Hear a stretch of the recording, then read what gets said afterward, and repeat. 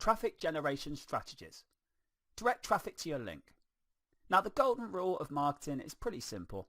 It's you have to make money. You have to drive traffic and convert it. And to do that, you can follow the strategies listed in this video. Now, direct traffic to your link basically means that you get traffic and you dump it directly on your affiliate link. You don't redirect, you don't create content with your affiliate link embedded in that content. Instead, you buy traffic and you pump it directly to your link. It's as simple as that. Another way is Facebook ads and Google ads. Now, in the case of Facebook, you can buy traffic and direct it to your link or your page.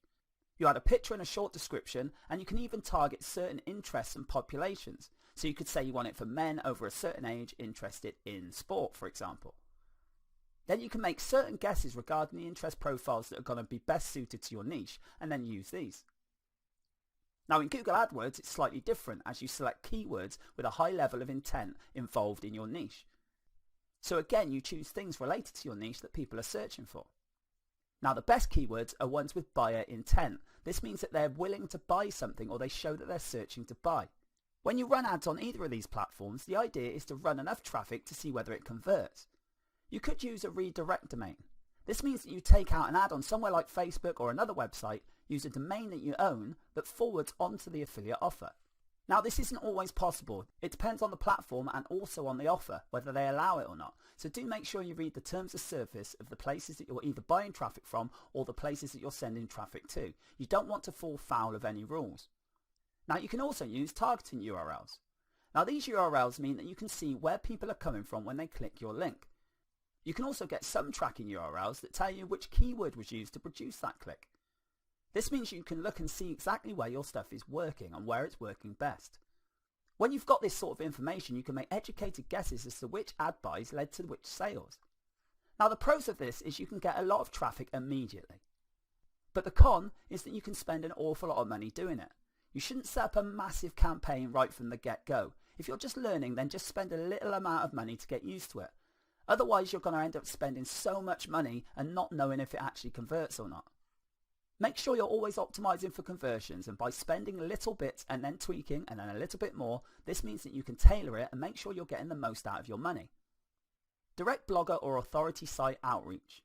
Now, another way to get traffic is to pay a blogger or an administrator of a website to publish your content. Now, this content has your links in it, and these links can either go to your redirect domain or maybe you'd have a tracking URL.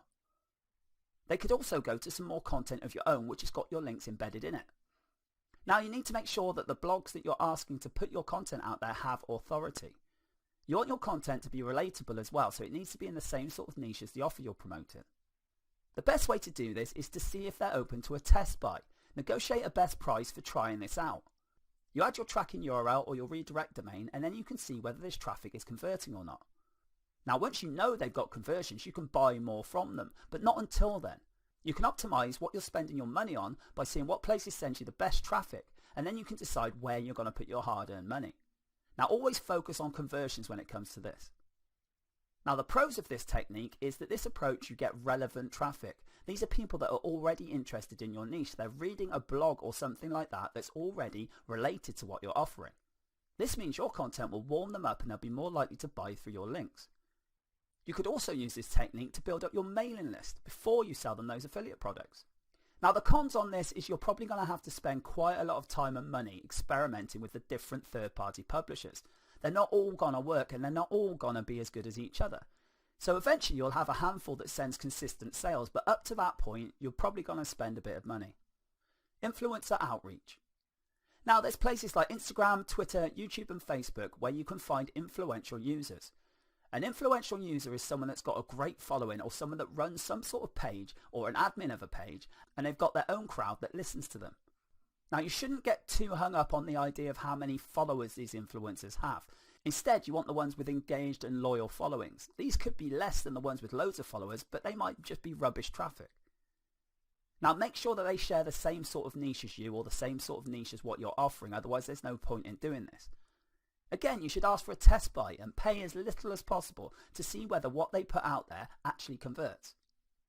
Now, you're going to have to give them something like a text link or a photo or a video. It really depends on what platform they're an influencer on. Once you've got some results in and it turns out that they're actually delivering traffic and conversions, then you can start negotiating the best price for a long-term relationship. Now the pros of this is that they have got a massive outreach and you're reaching out to people that are already experts or authorities in whatever niche you're breaking into. This means you're using their credibility, their authority and getting to their audience. Now the cons with this is you might have to spend quite a bit of money again trying to run small tests with different influencers. Then you can find out who really does have the correct influence and who's giving you the best conversions. Now another thing that's sort of a negative on this is that certain influencers might be charging you quite a bit of money.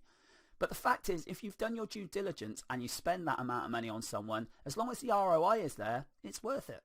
You do have to do extensive research for all these things though. And to save time and effort, I would suggest that maybe you should get a virtual assistant. Not so much when you're first starting out, but definitely when you start getting this rolling. There's so many influencers out there that you'd spend a full-time job just trying to contact them. Blogger or authority site outreach for mailing list building. Now when you're building your mailing lists with blogger outreach, you're promoting your mailing list instead of trying to get content published. This means instead of getting them to post content, you're paying them to put your mailing list code on the content they've already got. Now this doesn't always work because some bloggers are very protective of their audience members and others are very insecure and paranoid and think you're trying to pull a fast one with them. So to make this work you will have to be pretty good at negotiating.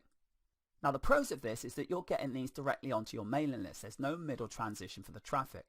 You're using their credibility and authority and this means that you can get higher conversion rates and more sign-ups.